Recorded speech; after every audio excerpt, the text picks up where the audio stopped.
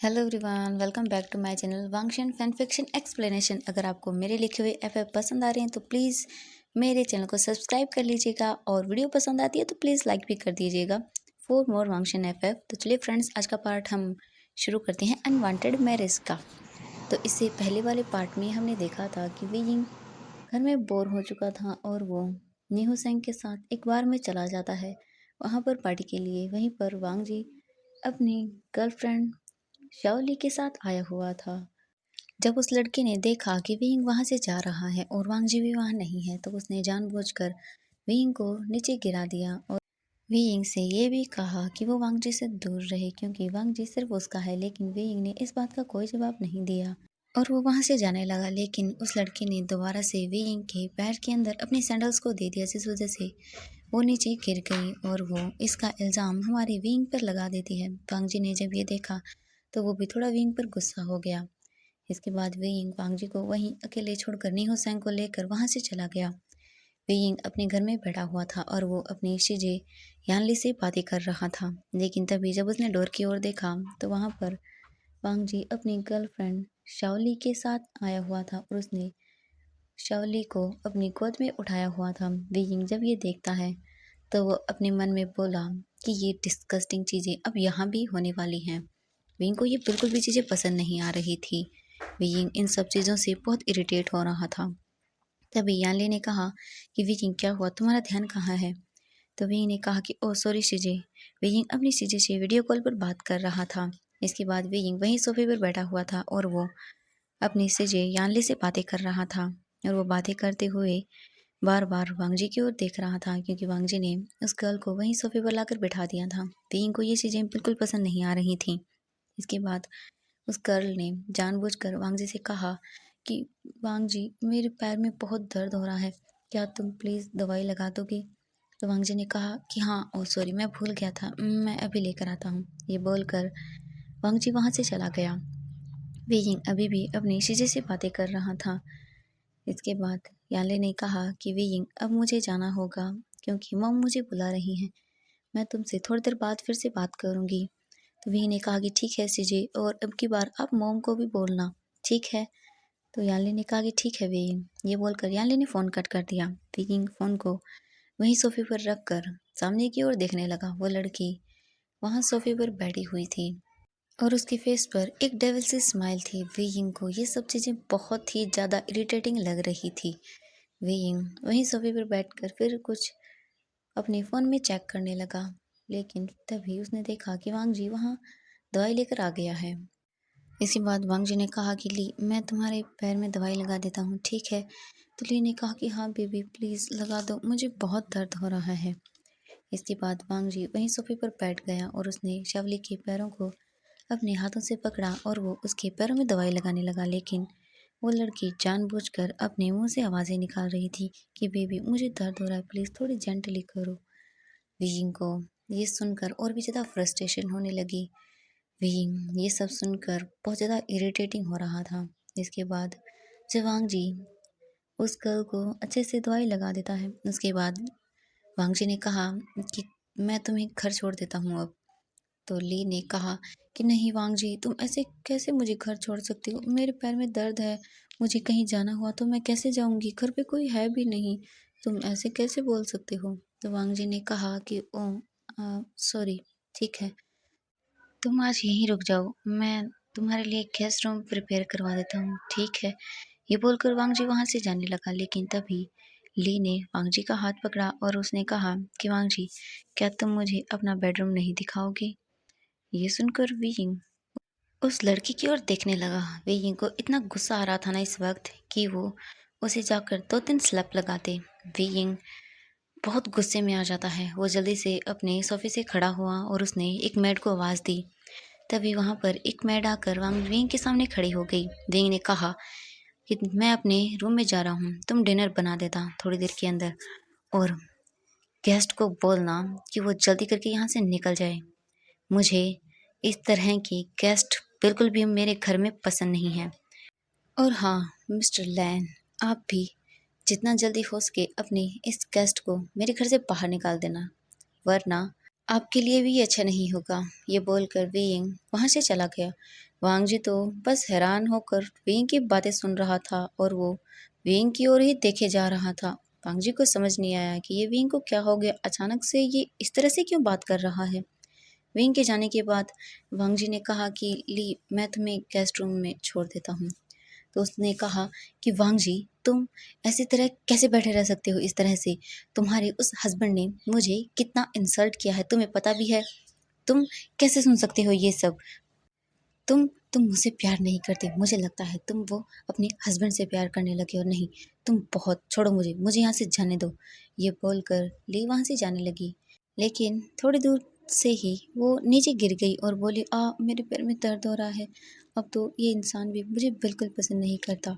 मैं अब दोबारा यहाँ कभी नहीं आऊँगी। वांग जी ने जब ये देखा तो वो जल्दी से ली के पास गया और उसने ली को फिर से अपनी गोद में कैरी कर लिया और कहा कि ली, ऐसा नहीं है, मैं उसे समझा दूँगा, ठीक है? मैं उसे अच्छे से पनिशमेंट दूँगा, ठीक है? तुम चिंता मत करो। ये बोलकर वांग जी ली को लेकर रूम के अंदर आ गया। वांग जी ने कहा कि तुम यहीं आराम करो, मैं तुम्हारे लिए कुछ खाने के लिए लेकर आता हूँ, ठीक है? ये बोलकर वांग जी रूम से बाहर चला गया। वांग जी के जाने के बाद ली अपने फेस पर एक डेविल सी स्माइल लाकर वो बेड से खड़ी हो गई और उसने कहा कि वांग जी, मैं जितना जल्दी हो सके इस पर्सन को इस घर से बाहर निकाल दूंगी। और उसने क्या कहा, मेरा घर, मैं दिखाती हूँ उसे कि मेरा घर किसे कहते हैं। ये घर भी मेरा है और वांग जी भी मेरा है। मैं तुम्हें यहाँ नहीं रहने दूंगी और तुम्हें मैं बहुत जल्द ही इस घर से बाहर निकाल दूंगी। तुम बस देखते रहो। ये बोलकर वो वहाँ से वॉशरूम के अंदर चली गई। और दूसरी तरफ वांग जी वेइंग की ये सब बातें सुनकर बहुत हैरान था। उसे समझ नहीं आया कि अचानक से वेइंग ने ये सब क्यों कहा और वो इस तरह से क्यों बिहेव कर रहा था। वांग जी अपने रूम के अंदर आ जाता है। उस जी ने रूम में आते हुए चारों तरफ देखा, लेकिन वांग जी को वेइंग रूम के अंदर दिखाई नहीं दिया। फिर उसे वॉशरूम से पानी गिरने की आवाज़ें सुनाई दी। तो वांग जी समझ गया कि वेइंग इस वक्त वॉशरूम के अंदर है। इसके बाद वांग जी वहीं बेड पर बैठ गया और वो अभी थोड़ी देर पहले हुआ वो सोचने लगा। वांग जी को न जाने क्यों ये बातें अच्छी लगी कि वेइंग ने उसे हमारा घर कहा। वांग जी मन ही मन में ये बातें सोचकर बहुत खुश हो रहा था और वहाँ दूसरी तरफ हमारा वेइंग शावर के अंदर अपने आप को बहुत ज़्यादा कोस रहा था कि उसने अभी थोड़ी देर पहले ये सब चीज़ें क्यों की। वो कितना स्टूपिड लग रहा था ना, उसे ये सब क्यों बोलना चाहिए था। क्या बोल दिया उसने, नहीं, उसे ऐसा नहीं बोलना चाहिए था। आगे से वो ऐसा कभी नहीं करेगा। वो लड़की चाहे जो भी हो, उससे भी को कोई मतलब नहीं है। वांग जी अपनी लाइफ के अंदर जो करे वो उसे करने देना चाहिए। नहीं, वैसे भी वो तो वांग जी से दूर होने वाला है ना, वो तो वांग जी को पसंद भी नहीं करता। नहीं, वेइंग तुम दोबारा ऐसा नहीं करोगे। वेइंग कुछ टाइम तक खुद को ऐसी तरह समझाते रहता है। उसके बाद वेइंग शावर लेकर वॉशरूम से बाहर आ गया। वेइंग के बालों में पूरी तरह से पानी था। वेइंग ने अपर क्लॉथ नहीं पहने हुए थे। वेइंग इसी तरह से वॉशरूम से बाहर आ गया था और वो ड्रेसिंग टेबल के पास में जाकर अपने बालों को सुखा रहा था। वांग जी की नज़रें वेइंग से हटी नहीं रही थी। वांग जी बार बार वेइंग को कब से इसी तरह देखे जा रहा था। वेइंग को तो अंदाजा भी नहीं था कि वांग जी उसे इस तरह से देख रहा है। वांग जी अपने बेड से खड़ा होकर और वो विंग की ओर जाने लगा। विंग का वांग जी पर कोई ध्यान नहीं था और वो अपने बालों को सुखाने में लगा हुआ था। वांग जी विंग के पास पहुंच जाता है और उसने विंग के कमर पे अपने एक हाथ को रखा, जिससे विंग शॉक हो गया। उसकी पूरी बॉडी अचानक से ही फ्रीज हो गई और उसने विंग को पीछे से अपनी ओर खींच लिया। ये देखकर वेइंग की तो आंखें बड़ी बड़ी हो गई। वेइंग को तो कुछ समझ नहीं आया कि ये अचानक से वांग जी ऐसा क्यों कर रहा है। इसके बाद वेइंग वांग जी की ओर जल्दी से मुड़ गया और उसने कहा, क्या कर रही हो तुम, ये सब क्या कर रही हो तुम?"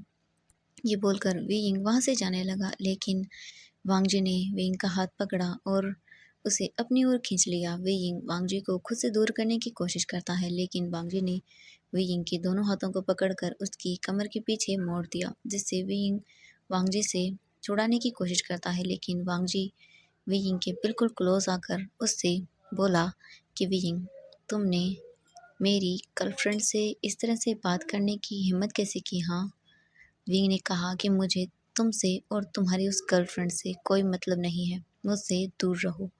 ये बोलकर वियिंग खुद को फिर से वांगजी से छुड़ाने की कोशिश करता है, लेकिन वांगजी वियिंग को अपने और क्लोज कर लेता है। वांगजी ने अपने फेस पर एक डेविल सी स्माइल को लिया और वो वियिंग के और भी क्लोज जाते हुए बोला कि वियिंग, मैं तुम्हारा हस्बैंड हूँ, तो मेरा तुम्हारे साथ सब कुछ करने का हक है। मैं चाहूँ तो अभी तुम्हारे साथ। ये बोलते हुए वांगजी अपने नोज को विंग के नेक पर रब करने लगा। विंग ने अचानक से वांगजी को खुद से दूर पुश किया और कहा कि मुझसे दूर रहो और ये सब सोचना भी नहीं, दूर रहो मुझसे, ठीक है? ऐसा कभी नहीं होगा। ये बोलकर विंग जल्दी से कबर्ड के पास गया और उसने अपने कपड़ों को पहन लिया और वो रूम से बाहर चला गया। वांगजी वियिंग को ऐसे रूम से बाहर जाते हुए देखकर बहुत ही ज़्यादा वो ब्लश करने लगा और स्माइल भी।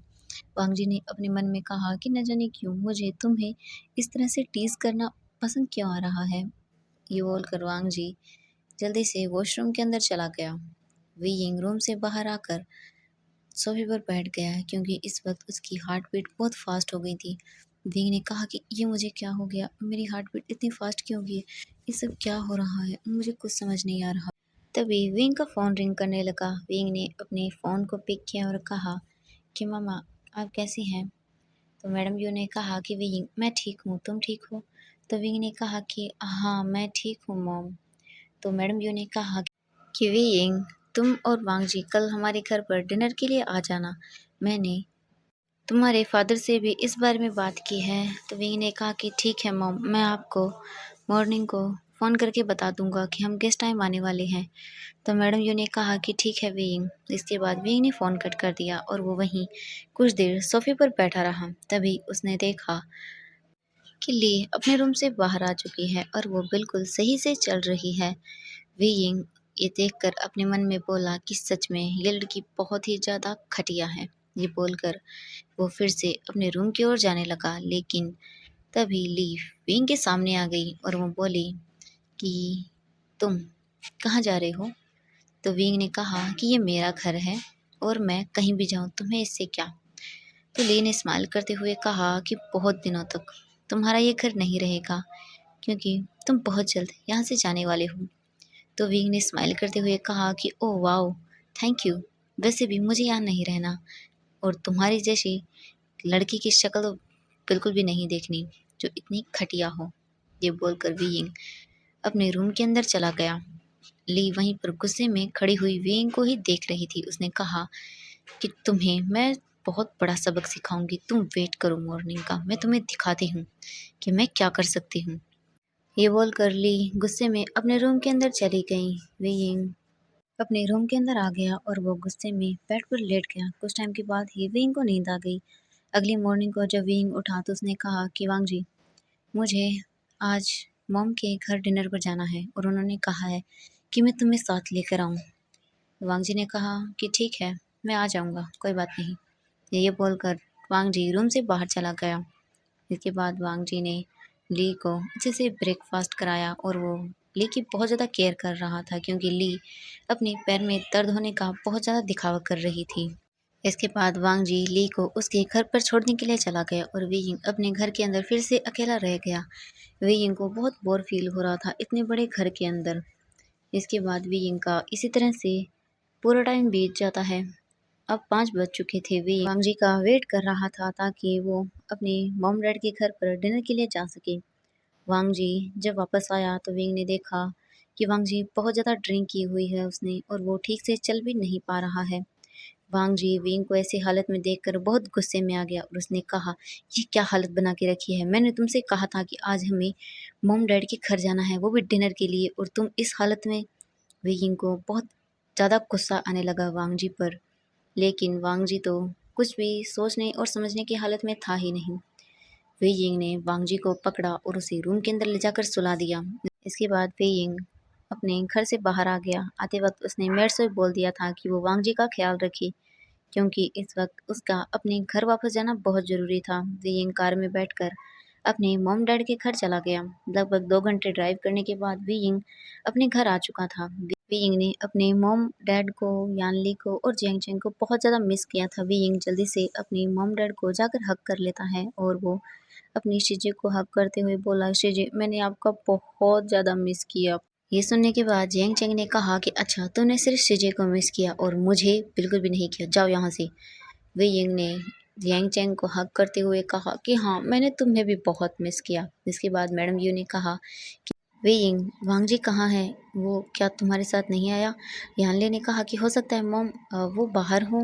तो वी यिंग ने अपनी मॉम की ओर देखते हुए कहा कि मॉम सॉरी वो नहीं आ पाया, उसकी एक इम्पोर्टेंट मीटिंग थी। तो मैडम जो ने कहा कि ओह अच्छा कोई बात नहीं वी यिंग, तुम आ गए हो यही अच्छा है। इसके बाद वो सब बैठकर डिनर करते हैं। वी यिंग अपनी मॉम के साथ, अपनी पूरी फैमिली के साथ बहुत ज़्यादा बातें करता है। इसके बाद वी यिंग बोला कि मॉम अब मुझे वापस घर जाना होगा। तो मैडम यू ने कहा कि वी यिंग बहुत रात हो गई है, वी यिंग तुम आज यहीं रुक जाओ। तो वी यिंग ने कहा कि नहीं मॉम मुझे जाना होगा। वी यिंग वापस इसलिए जाना चाहता था क्योंकि इस वक्त पांग जी बहुत बुरी हालत में था और वी यिंग पांग जी की थोड़ी परवाह भी कर रहा था। वी यिंग ने कहा कि नहीं मॉम मुझे जाना होगा। फिर मैडम यू ने वी यिंग को ज़्यादा फोर्स नहीं किया। इसके बाद वी यिंग ने थोड़ा सा और टाइम अपनी फैमिली के साथ स्पेंड किया और उसके बाद वो अपनी कार के अंदर बैठकर वहाँ से चला गया। वे यिंग रास्ते में जाते वक्त पांग जी के बारे में ही सोच रहा था कि वो इस तरह से कैसे कर सकता है। मैंने उसे कहा था कि आज हमें मॉम डैड के घर डिनर पर जाना है, लेकिन उसने वही सब चीज़ें की। इसके बाद वे यिंग अपनी गाड़ी में बैठा हुआ था। वे यिंग ने ड्राइवर से कहा कि और कितना टाइम लगेगा? तो ड्राइवर ने कहा कि सर अभी 1 घंटा और लगेगा। वे यिंग ने कहा कि ठीक है। वे यिंग वहीं गाड़ी के अंदर ही सो चुका था क्योंकि वो बहुत थक गया था। वे यिंग की जब आंखें खुली तो वे यिंग ने देखा कि गाड़ी रुकी हुई है। वे यिंग ने कहा कि क्या हुआ, तुमने गाड़ी क्यों रोक दी? वे यिंग ने जब देखा तो वहाँ पर कोई नहीं था। वे यिंग पूरी गाड़ी के अंदर अकेला था। वे यिंग ने गाड़ी का डोर ओपन किया तो उसने देखा कि वो एक जंगल में है। यहाँ पर बिल्कुल सुनसान जगह है, कोई भी नहीं है। ये देखकर वे यिंग थोड़ा सा डर गया और उसने जल्दी से गाड़ी से अपना फ़ोन निकाला और वो घर पर कॉल करने लगा। फिर विंग ने चेक किया कि उसके फ़ोन में तो नेटवर्क ही नहीं है। विंग ने कहा कि अब वो क्या करे, उसे कुछ समझ नहीं आ रहा था कि वो क्या करे। विंग ज़ोर-ज़ोर से अपने ड्राइवर को आवाज़ें देने लगा, लेकिन वहाँ पर कोई भी नहीं था। तभी विंग को ऐसा लगा कि जैसे कोई उसके पीछे आ रहा हो। विंग ये देखकर और भी ज़्यादा डरने लगा। विंग जल्दी से कार के अंदर बैठ गया और उसने कार के सभी लॉक्स को लगा लिया। विंग को बहुत डर लग रहा था। विंग को कुछ समझ नहीं आ रहा था कि अब वो क्या करे यहाँ पर। विंग बहुत ही ज़्यादा घबरा गया। तो फ्रेंड्स आज के लिए बस इतना ही, नेक्स्ट पार्ट के लिए वेट कीजिएगा। Thank you so much friends मेरी वीडियो देखने के लिए। अगर वीडियो पसंद आई तो लाइक भी कर दीजिएगा और चैनल को सब्सक्राइब कर लीजिएगा, अभी तक नहीं किया है तो। Bye bye.